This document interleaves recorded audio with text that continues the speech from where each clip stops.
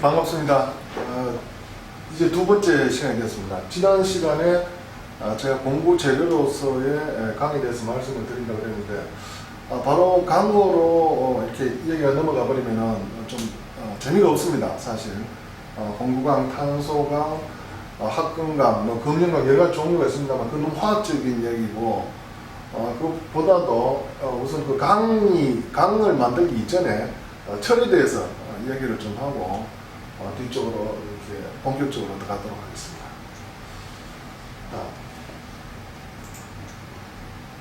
지금 우측에 그림을 몇 가지 놔뒀는데 여러분들 이게 다 아시죠?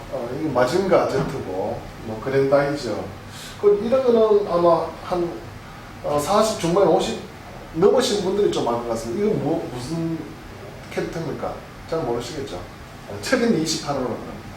그리고 이건 근래 그 많이 영화에 나오는 아이언맨 공통점이 뭘까요?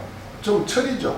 철로 만들어졌습니다. 그래서 우리 또 그 군에 다녀오신 분들은 아마 그 격리할 때 보통 뭐 충성, 단결 이렇게 하는데 강철이라고 하는 그런 부대도 있습니다. 아마 54단이지 싶은데 거기서는 이제 강철 이렇게 구호도 그렇게 써볼 거예요. 그래서 하여튼 이 철에 대해서 강철에 대해서 좀 여러 가지 우리 일상생활에서 많이 접하고 있습니다. 실제로 뭐 흔히 볼 수 있는 것들이 전부 다 일반 철이 아니고 철과 탄소의 합금으로 되어 있거든요. 그래서 이제 강이라는 것은 이제 합금이기 때문에 다음에 상세하게 하나씩 좀 들어가보도록 하겠습니다. 살펴볼 거나 이제 그 철이라는 무엇인가, 그리고 이제 고대의 제철도, 철과 강, 그리고 이제 강의 종류와 용도, 이러한 순서대로 넘어가도록 하겠습니다. 철은요, 지금 그 인류 문명 역사상 가장 훌륭한 재료입니다. 이 철이 없으면은 지금 이런 그 현대 문명이 있을 수도 없고요. 지금 우리가 살고 있는 시대도 역시 철기 시대입니다. 그래서 그 철에 대해서 간단하게 살펴보면은 지구의 가장 무거운 비중이 가장 큰 무거운 부분을 차지하는 것이 이제 바로 철이고요. 그다음 뭐 내핵은 전부 다 철과 니켈의 합금입니다.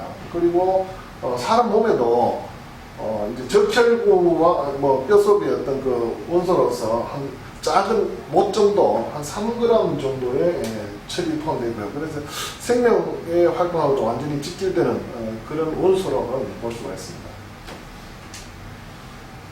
지금 좀 전에 말씀드린 철기 시대라고 말씀드렸는데요. 지금 이건 이제 청동기입니다. 청동기인데 철기 시대 때도 역시 이제 청동을 같이 사용을 했었고요. 철기 시대 때도 역시나 그 농기구들은 그 돌을 좀 많이 썼습니다. 돌칼이라든지 돌란 이런 것들을 많이 썼었고요. 그 다음에 이제 우측에 보시는 것들이 가야 시대 때 나오는 그 철기 문화 유물들입니다. 이 말을 가리는 이런 철갑이라든지 아니 군인들이 쓰는 이런 판갑이라고 할까요. 나중에 이제 고구려 시대에 가면은 이제 철갑이 나오는데 철갑하고 판갑은 다음 기회에 이제 또 말씀을 드리고요. 그 다음에 이것도 이제 역시 가야의 고분에서 나오는 그 무덤의 발굴 현장입니다. 바닥에 보시면은 지금 이렇게 아주 이렇게 정렬하게 깔려 있는데 요것들이 바로 요겁니다. 이건 철교인데 우리가 금괴를 많이 쓰죠. 근데 그 당시에는 철이 그 화폐와 비슷하게 사용이 되었습니다. 그래서 이런 부족장이나 왕족들의 그 무덤 밑에 어떤 그 부의 상징으로서 이런 철계를 깔아서 사용을 했었고요. 그리고 이제 갑자기 왜 뜬금없이 밥이냐고 하는데 밥은 실제로 그 철기 무쇠솥이 개발이 됨으로써 밥이 일반화되었습니다. 그 앞쪽에는 뭐 청동기 시대 때는 토기를 많이 썼었고요. 토기를 쓰다 보니까 그거를 밥을 할 수 있는 압력이 안 됩니다. 온도는 올라갈 수가 있지만 압력이 되지 않아서 보통 이제 물을 많이 부어서 국물을 끓여 먹는 죽이라든지 좀 이렇게 섞여 있는 그런 음식들을 좀 많이 먹었고, 그 철기가 보급이 됨으로써 본격적으로 밥 문화가 이제 시작이 되었습니다. 철에 이제 그 인류하고 처음으로 접촉하게 되는 것은 바로 그 제련 기술이 없었기 때문에 이런 운석들, 지구 별동으로 날아 들어오는 운석들 속에 있는 그 철을 이용해서 이런 그 장식이라든지 무기들을 많이 썼습니다.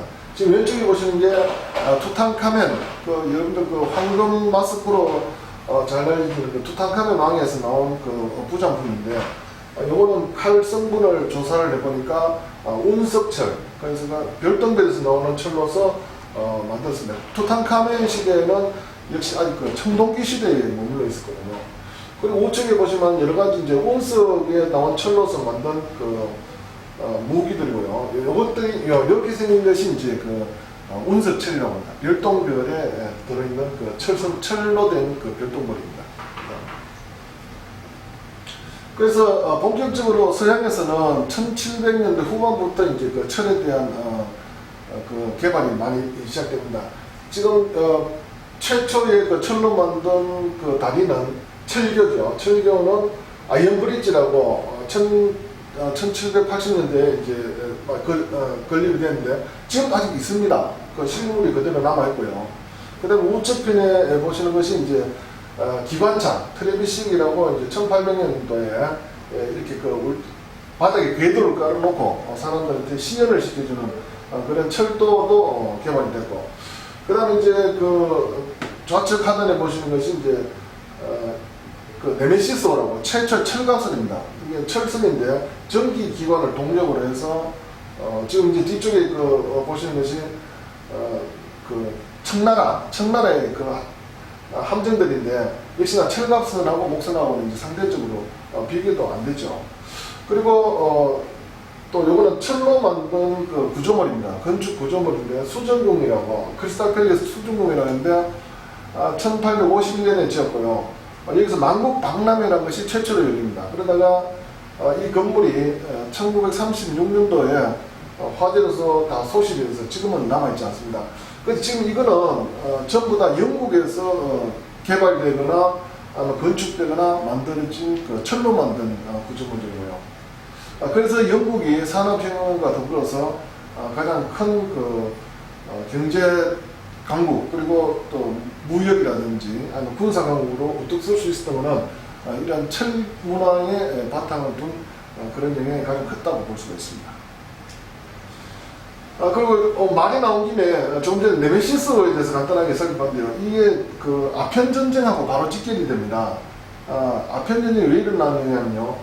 지금 여기 홍차입니다. 여러분도 보시다시피 지금도 아직 있죠. 트와이닝하고 립톤하고, 이게 트와이닝은 1770년도에 설립된 회사고요.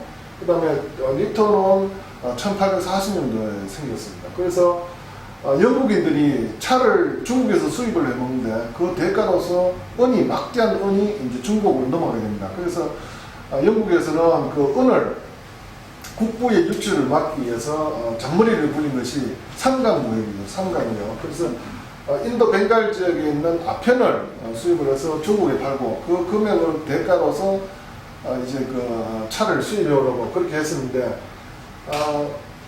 결국은 이 아편을 팔기 위해서 그 항구를 개방하게 됩니다. 그때 출동한 것이 네메시스, 최초의 철갑선이고요. 그 당시 무장들은 중국의 이런 배들하고 목선들하고 상대가 되지 않습니다. 그냥 완전히 중무장을 해서 네메시스하고 철갑선 두 대가 그 영국 그 함대, 상하이 입구에 있는 28대 배를 다 부셔버립니다. 그래서 개항을 하게 되고 그때부터 아편에 사람들이 이제 매몰되게 되죠. 자, 다음은 이제 우리나라의 철의 제조입니다. 우리나라에서는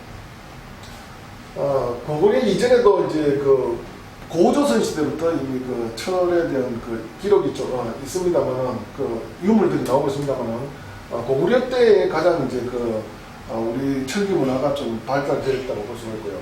밑에 있는 거는 중국에서의 어떤 철기 문화에 대한 나옵니다. 이렇게 이제 밭을 갈든지 아니면 내과에 사철이나 철광석을 주어서 이렇게 용광로는 아니죠. 용광로는 아니고 용해로에 녹여서 이렇게 초강법 나중에 이제 설명해 드리겠습니다만은 이런 안에 있는 불순물을 태우는 이런 과정을 거치고, 그리고 이제 나중에 풀무가 개발됩니다. 풀무라는 거는 우리가 말하는 화로에 화력을 세울 수 있는 공기를 집어넣는 건데, 풀무는 이슬람에서 최초로 개발이 되었습니다. 그러다가 나중에 그것이 이제 넘어와서 수력을 이용한 물레방아를 이용한 이런 풀무가 개발돼서 이런 그 재련법이 상대적으로 많이 발전하게 됩니다. 자, 우리나라에서는 보면 그 밀양이라든지 김해, 그 다음에 그 충주 쪽에 이런 그 철광석 지대가 많습니다. 이런 철광석들을 해서 재련로, 그러니까 이제 쇠를 녹이지는 못하고요. 그 당시에 녹이지는 못하고 여기 철광석하고 숯을 집어넣습니다. 숯을 집어넣어서 온도를 높이면은 한 900도, 1000도 정도 되면은 쇠가 녹는 것이 아니고 산화된 이런 그 붉은 그 녹들이 날아가면서 이런 덩어리 처리가 됩니다. 이런 덩어리가 괴련철이라고 하는데 이 괴련철을 계속 달궈서 망치질을 하고 두드림으로써 이 안쪽에 있는 불순물이 밖으로 나오고 그 다음에 조직이 침해되면서 어떤 그 무기나 필요한 도구들을 이제 만들어 썼었죠. 과거에는 저기 있었습니다. 그 연속국이 있었는데 그때 주몽이 막을 때 그 당시에 중국에서는 칼이 굉장히 강했습니다. 근데 고구려에 있어서는 쓰던 칼이 좀 잘 부러졌었어요. 그래서 강을 만들어야 되겠다. 그때 뭐 야철대장이라는 모팔모가 만든 것이 이제 그 초강법, 초강법이라고 이제 쇠물을 끓여서 거기다가 지금 말하는 황토입니다. 황토 가루를 집어넣으니까 그게 강이 되더라는 거죠. 철하고 강하고는 또 틀립니다. 그래서 안에 불순물이 날아가고 이런 그 화학적인 원소들이 첨가됨으로써 중국보다도 더 좋은 무기를 만들 수 있었고, 그래서 그를 토대로 고구려가 강대국으로 뚝 설 수 있는 그런 계기가 됐다고 이제 볼 수가 있습니다. 그래서 요거는 다음에 강의 제조 시간에 다음에 또 설명할 기회가 있습니다. 강을 만드는 그 방법에 있어서 초강법, 관강법, 그리고 베스에머 전로법 뭐 이런 식으로 돼서 한 번 더 설명할 기회가 있으면 하도록 하겠습니다. 그리고 요거는요, 고구려 시대에 아차산이 어디냐면은 서울의 북쪽에 있습니다. 아차산인데, 거기 요게 고구려 시대의 군망입니다. 군사들이 이제 숙식을 하면서 국경, 그 당시에 이제 신라하고, 국경을 맞대고 있었기 때문에, 여기 이런 군망을 짓고 살았는데, 거기 나오는 유물들입니다. 유물들을 보면은, 이런 화살촉이라든지 도끼라든지 이런 것들이 나오는데, 화살촉을 분석을 해보면요, 되게 좀 특이한 게 나옵니다. 뭐냐면은, 속은 연철이고, 바깥쪽은 강이 나와요. 강철이 나온다는 얘기는, 둘을 이렇게 섞은 것이 아니고, 연철을, 단련을 해서, 단련이라면은, 가위를 해서 망치를 두드린다는 얘기입니다. 두드려서, 바깥쪽에 있는 탄소를 태워서 날리면서 줄이는, 그래서 강의 성질이 나타나는 이런 것들이 있고요. 그 다음 또 하나 보시면 또 주철이 나옵니다. 주철은 쇳물을 녹여서 보는데 쇳물 속에 탄소가 상당히 많습니다. 많은데 바깥쪽은 또 강철이에요. 그래서 주철에 있는 탄소를 태워내는 이런 또 기술을 썼었고, 그 다음 주철과 강철이 이렇게 반복적으로 나오는 이런 조직을 봤을 때는 고구려 시대 때는 이런 단련강, 그러니까 쇠 망치로 두드려서 만들어내는 그런 강철뿐만 아니고 주철을 다시 강철로 만드는 이런 기술도 이미 발전이 되어 있다, 그런 걸 알 수가 있습니다. 그래서 이런 걸 봤을 때 고구려 시대 때는 이미 중국보다도 훨씬 더 우수한 철을 재련하고 강을 만들 수 있는 기술이 보편화됐다 하는 걸 이제 알 수가 있습니다. 자, 이게 또 하나 재밌는 것이 있는데요. 우리 개마공원 아시죠? 북한의 함경도 쪽에 가면 개마공원이라고 하는데, 그 개마공원이 이런 개마무사들이 달리던 지대다. 그렇게 이제 이름이 나와 있고요. 그 개마라는 것이 뭐냐면은 말에다가 철갑을 입힌 겁니다. 이게 지금 통구에, 지금 이제 중국인데, 통구 12호 거분의 벽화입니다. 벽화에 보시면은 장수가 긴 창을 들고 갑옷을 입고 있고요. 물론 이제 말도 다 이렇게 다리도 안 보이게 다 이제 철갑을 두고 있습니다. 철갑. 좀 전에 제가 고려 김해에 나오는 그 가야시대 때의 갑옷은 판갑이라고 하고요. 요거는 찰갑이라고 합니다. 비늘같이, 물고기 비늘같이 되어 있었고요. 그래서 이 계마무사들이 엄청난 그 힘을 발휘합니다. 한때 계마무사들이 많을 때는 5만 기가 됐대요. 5만 기. 보통 뭐 5천 기에서 1만 기 이렇게 되는데, 고구려가 가장 전성기 시대 때는 이런 중무정한 병사들이 5만 명이 됐답니다. 그 당시에 이런 그 철비늘을, 철편하고 무기들을 만들 수 있던 것은 기술뿐만 아니고 경제력이 되지 않고서는 이런 그 무장을 시킬 수가 없었겠죠. 그래서 굉장히 그 위력적인 그 모습을 보여줬고요. 이런 그 전투를 잘할 수 있는 그런 이면에는 국가의 그 재정적인 철에 대한 기술이나 재정적인 것도 바탕이 됐다는 걸 알 수 있습니다. 그리고 이 당시에, 고구려 당시에 중세 시대 때에 서양의 그 무사들입니다. 무사들인데 이게 보시면 전부 다 판갑입니다. 판갑이라서 이게 되게 둔하게 돼 있어요. 그 목을 돌리기도 힘들고, 그 다음에 한 몸통이다 보니까 엄청 무겁고, 그리고 칼도 보시면은 이거는 그냥 나중에 칼에 대해서 잠깐 얘기 드리겠습니다. 칼에 대해서도 보면 아주 둔탄하고 베는 것이 아니고 그냥 둔기입니다. 그냥 때려서 상대방의 상해를 가는 이 정도 수준인데, 고구려 시대에는 금이죠. 금인데 이거는 양날을 채워서 아주 이렇게 벨 수 있도록 근접전에서 아주 그 적은 힘으로도 상대방의 그 위협적인 상해를 줄 수 있는 이런 그 무기들을 이제 썼습니다.